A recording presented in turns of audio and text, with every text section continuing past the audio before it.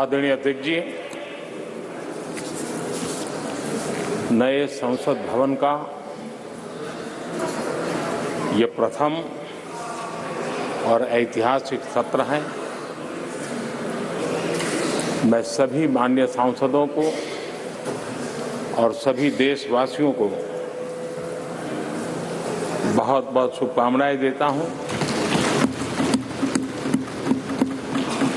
आदरणीय अध्यक्ष जी, आज प्रथम दिवस के प्रथम सत्र में नए सदन में आपने मुझे बात रखने के लिए अवसर दिया है, इसलिए मैं आपका बहुत बहुत आभार व्यक्त करता हूं। इस नए संसद भवन में मैं आप सभी माननीय सांसदों का भी हृदय से स्वागत करता हूं। ये अवसर कई मायनों में अभूतपूर्व है। आजादी के अमृत काल का ये उषा काल है और भारत अनेक सिद्धियों के साथ नए संकल्प लेकर के नए भवन में अपना भविष्य तय करने के लिए आगे बढ़ रहा है। विज्ञान जगत में चंद्रयान 3 की गगनचुंबी सफलता हर देशवासी को गर्व से भर देती। भारत की अध्यक्षता में G20 का असाधारण आयोजन विश्व में इच्छित प्रभाव, इस अर्थ में ये अद्वितीय उपलब्धियां हासिल करने वाला एक अवसर भारत के लिए बना। इसी आलोक में आज आधुनिक भारत और हमारे प्राचीन लोकतंत्र का प्रतीक नए संसद भवन का शुभारंभ हुआ है। सुखद संयोग है कि ये गणेश चतुर्थी का शुभ दिन है।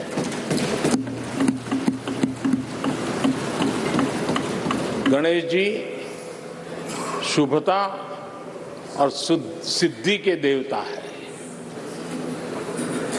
गणेश जी विवेक और ज्ञान के भी देवता है। इस पावन दिवस पर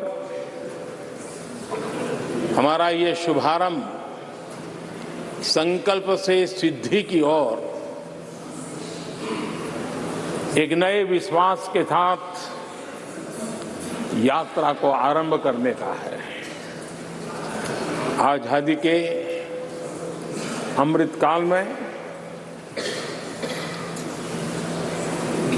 हम जब नए संकल्पों को लेकर के चल रहे हैं, तब अब जब गणेश चतुर्थी का पर्व आज है, तब लोकमान्य तिलक की याद आना बहुत स्वाभाविक है।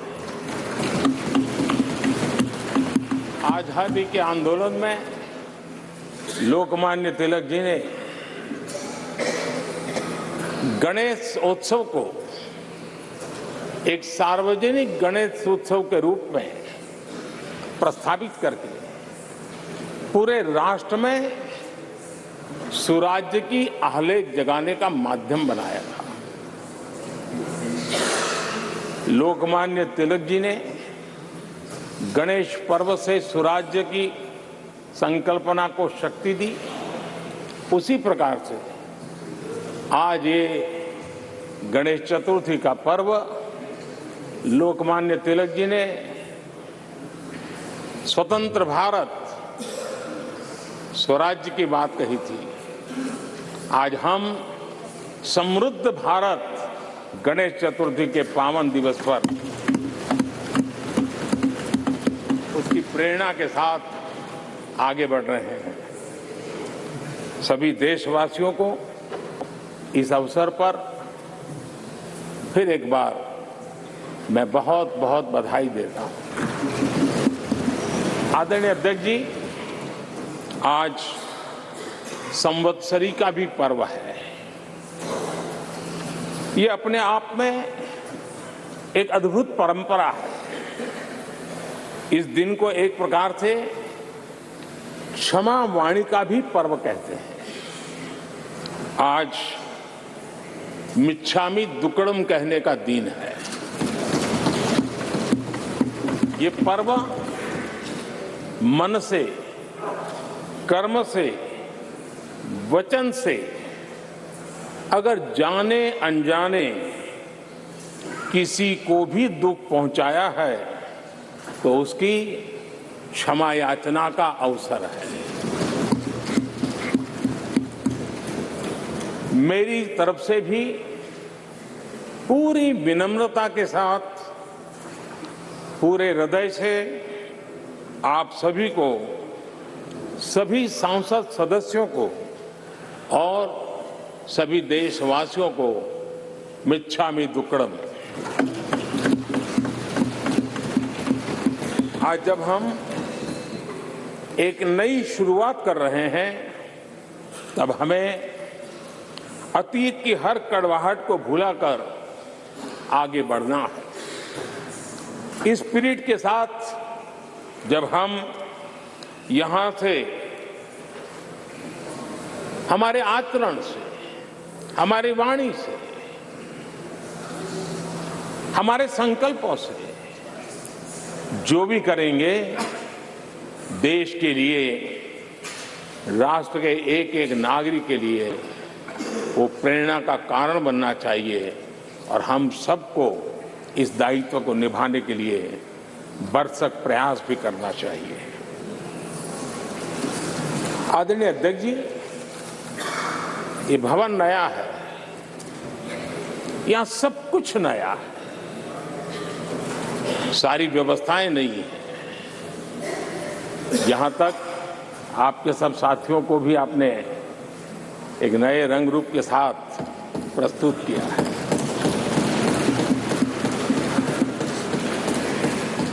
सब कुछ नया है, लेकिन यहां पर कल और आज को जोड़ती हुई एक बहुत बड़ी विरासत का प्रतीक भी मौजूद है। वो नया नहीं है, वो पुराना है और वो आजादी की पहली किरण का स्वयं साक्षी रहा है जो आज अभी हमारे बीच उपस्थित है। वो हमारे समृद्ध इतिहास को जोड़ता है और जब आज हम नए सदन में प्रवेश कर रहे हैं, संसदीय लोकतंत्र का जब ये नया गृह प्रवेश हो रहा है तो यहां पर आजादी की पहली किरण का साक्षी जो आने वाली पीढ़ियों को भी प्रेरणा देने वाला है, वैसा पवित्र सेंगोल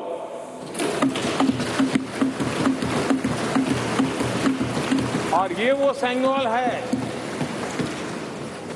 जिसको भारत के प्रथम प्रधानमंत्री पंडित नेहरू का स्पर्श हुआ था। ये पंडित नेहरू के हाथों में पूजा विधि कर करके आजादी के पर्व का प्रारंभ हुआ था और इसलिए एक बहुत महत्वपूर्ण अतीत को उसके साथ ये सेंगोल हमें जोड़ता है।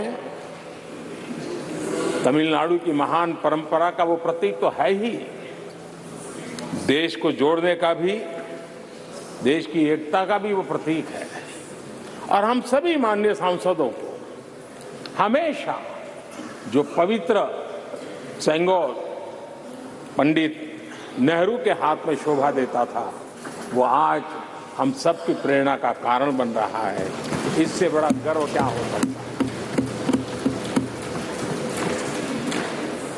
आदरणीय अध्यक्ष जी, नए संसद भवन की भव्यता आधुनिक भारत के महिमा को भी मंडित करती है। हमारे श्रमिक, हमारे इंजीनियर्स, हमारे कामगारों, उनका पसीना इसमें लगा है और कोरोना काल में भी उन्होंने जिस लगन से इस काम को किया है, क्योंकि मुझे कार्य जब चल रहा था तब उन श्रमिकों के बीच आने का बार बार मौका मिलता था और खास करके मैं उनके स्वास्थ्य को लेकर के उनसे मिलने आता था। लेकिन ऐसे समय भी उन्होंने इस बहुत बड़े सपने को पूरा किया। आज मैं चाहूँगा कि हम सब हमारे उन श्रमिकों का, हमारे उन कामगारों का, हमारे इंजीनियर्स का हृदय से धन्यवाद करें, हृदय से, क्योंकि उनके द्वारा निर्मित भावी पीढ़ियों को प्रेरणा देने वाला है। और 30,000 से ज्यादा श्रमिक बंधुओं ने परिश्रम किया है, पसीना बहाया है इस भव्य व्यवस्था को खड़ी करने के लिए, और कई पीढ़ियों के लिए ये बहुत बड़ा योगदान है। माननीय अध्यक्ष जी, मैं उन श्रमयोगियों का नमन तो करता ही, लेकिन एक नई परंपरा का प्रारंभ हो रहा है, इसका मुझे अत्यंत आनंद है। इस सदन में एक डिजिटल बुक रखी गई है, जिस डिजिटल बुक में उन सभी श्रमिकों के पूरा परिचय इसमें रखा गया है, ताकि आने वाली पीढ़ियों को पता चलेगा कि हिंदुस्तान के किस कोने से कौन श्रमिक ने आकर के इस भव्य इमारत को, यानी उनके पसीने को भी अमरत्व देने का प्रयास इस सदन में हो रहा है। ये एक नई शुरुआत है, शुभ शुरुआत है और हम सब के लिए गर्व की शुरुआत है। मैं इस अवसर पर 140 करोड़ देशवासियों की तरफ से, मैं इस अवसर पर लोकतंत्र की महान परंपरा की तरफ से हमारे इन श्रमिकों का अभिनंदन करता हूं। आदरणीय अध्यक्ष जी, हमारे यहां कहा जाता है यत् भावो तद् भवति, और इसलिए हमारा भाव जैसा होता है वैसे ही कुछ घटित होता है। यद् भावो तद् भवति, और इसलिए हम जैसी भावना करते हैं और हम जैसी भावना करके प्रवेश किया है, मुझे विश्वास है भावना भीतर जो होगी हम भी वैसे ही खुद भी बनते जाएंगे, और वो बहुत बड़ी स्वाभाविक है।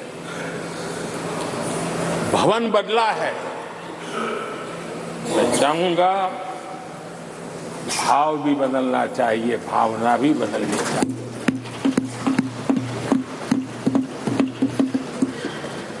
संसद राष्ट्र सेवा का सर्वोच्च स्थान है। ये संसद दलहित के लिए नहीं है। हमारा संविधान निर्माताओं ने इतनी पवित्र संस्था का निर्माण दलहित के लिए नहीं, सिर्फ और सिर्फ देश हित के लिए किया।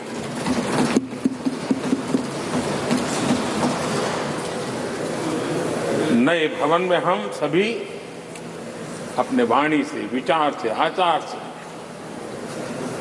संविधान के जो स्पिरिट है उन मानदंडों को लेकर के, नए संकल्पों के अनुसार नई भाव को लेकर के, नई भावना को लेकर के, मैं आशा करता हूं अध्यक्ष जी, आप कल भी कह रहे थे, आज भी कह रहे थे, कभी स्पष्ट कह रहे थे, कभी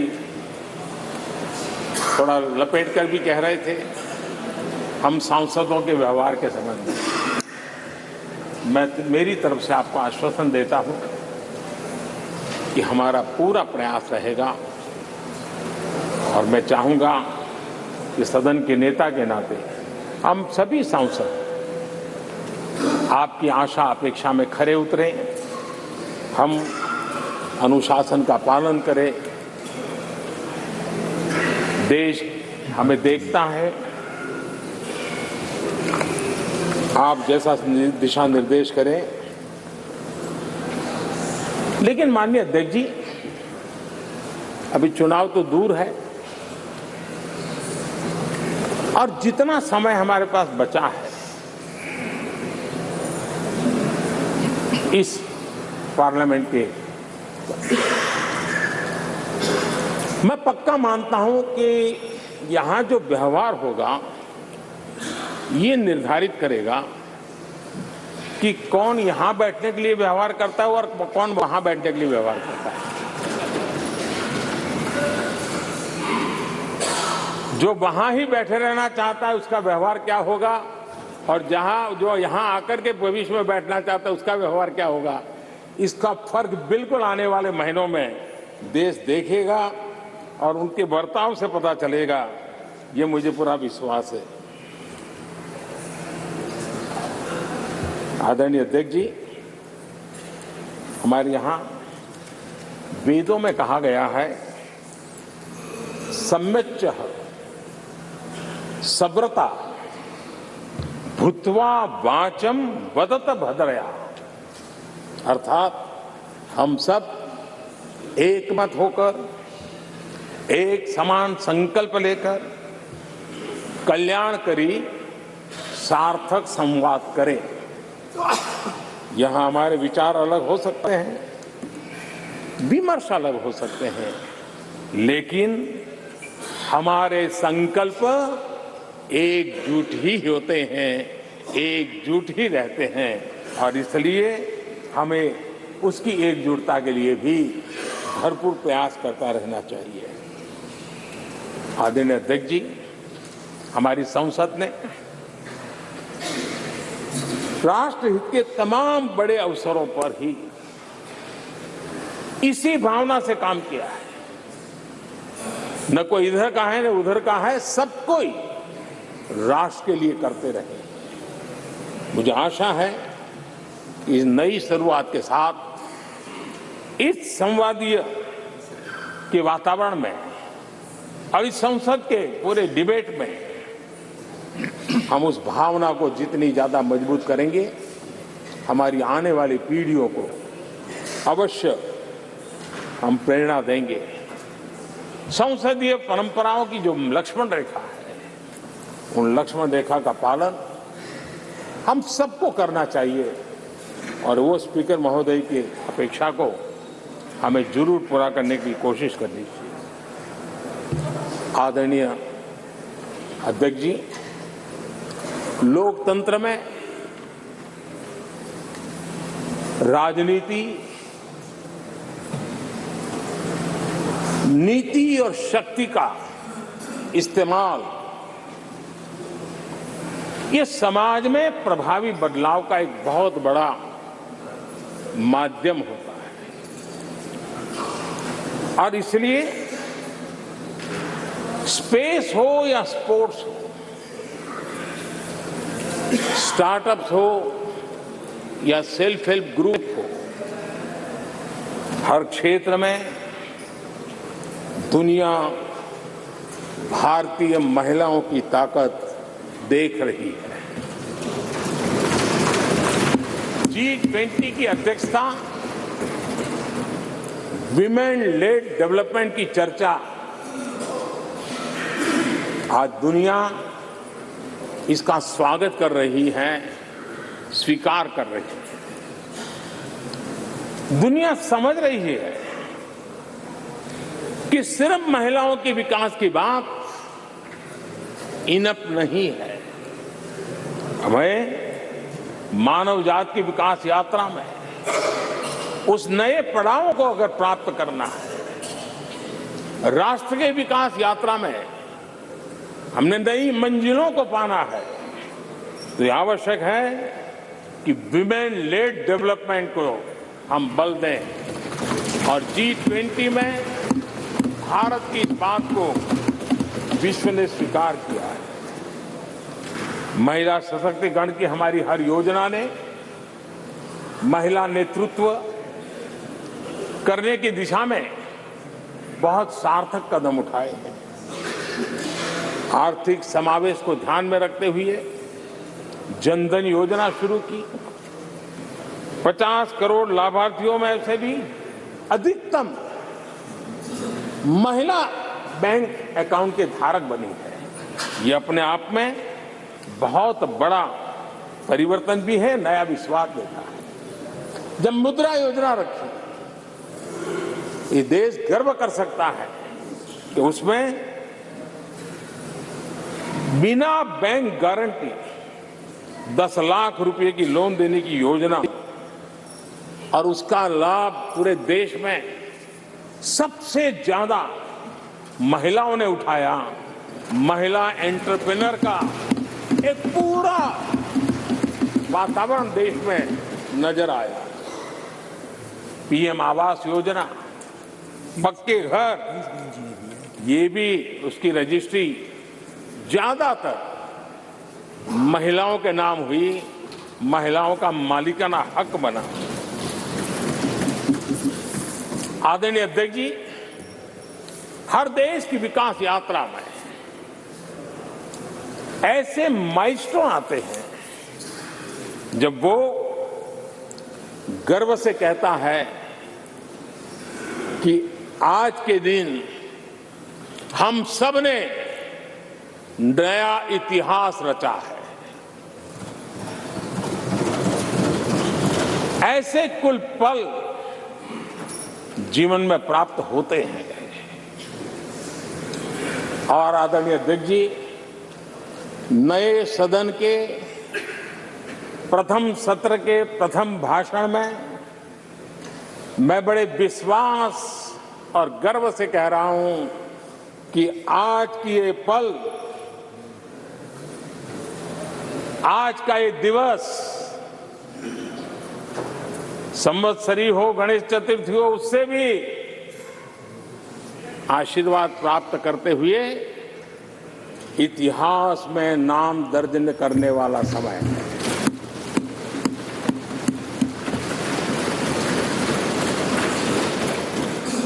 हम सब के लिए पल गर्व की पल है।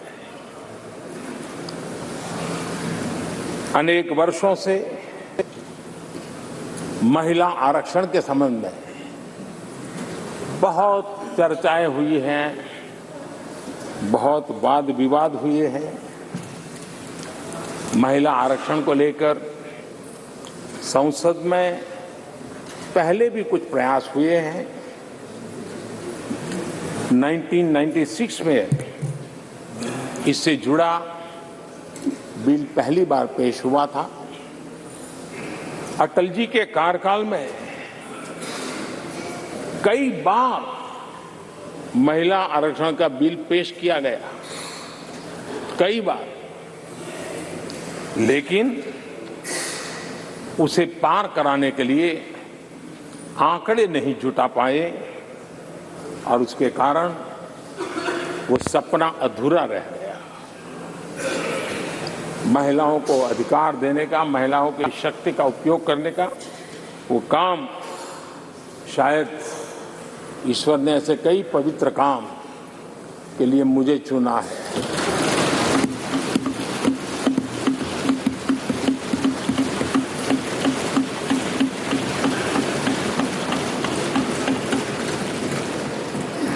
एक बार फिर हमारी सरकार ने इस दिशा में कदम बढ़ाया है। कल ही कैबिनेट में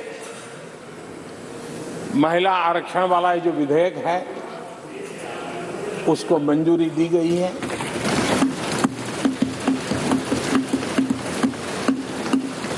आज 19 सितंबर की ये तारीख इसीलिए इतिहास में अमरत्व को प्राप्त करने जा रहे हैं। आज जब महिलाएं हर सेक्टर में तेजी से आगे बढ़ रही हैं, नेतृत्व कर रही हैं, तो बहुत आवश्यक है कि नीति निर्धारण में, पॉलिसी मेकिंग में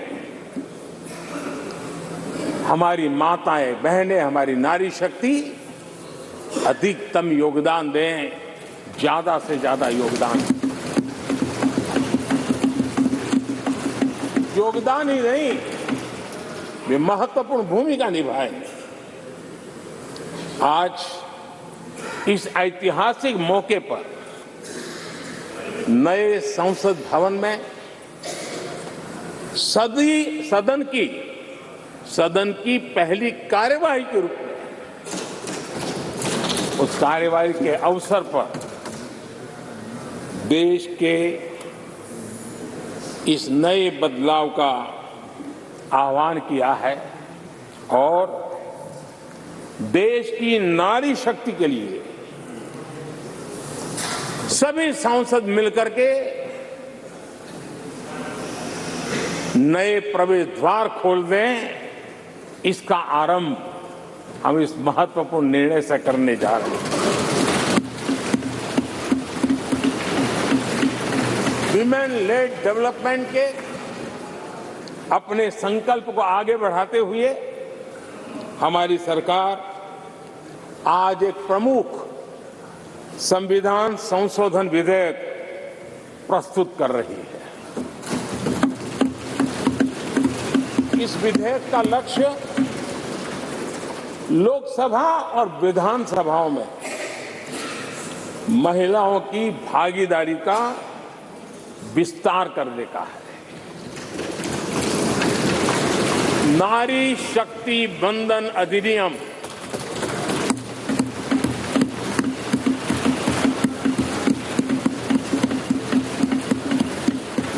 नारी शक्ति बंधन अधिनियम इसके माध्यम से हमारा लोकतंत्र और मजबूत होगा। मैं देश की माताओं, बहनों, बेटियों को नारी शक्ति बंधन अधिनियम के लिए बहुत बहुत बधाई दूंगा। मैं सभी माताओं, बहनों, बेटियों को आश्वस्त करता हूं कि हम इस बिल को कानून बनाने के लिए संकल्पबद्ध है।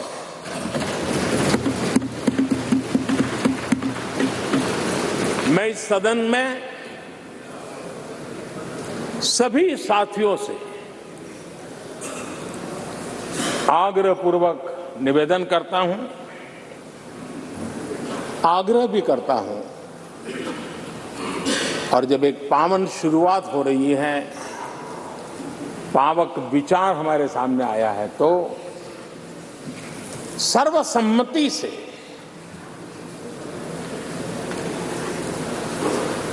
जब ये बिल कानून बनेगा तो उसकी ताकत अनेक गुना बढ़ जाएगी।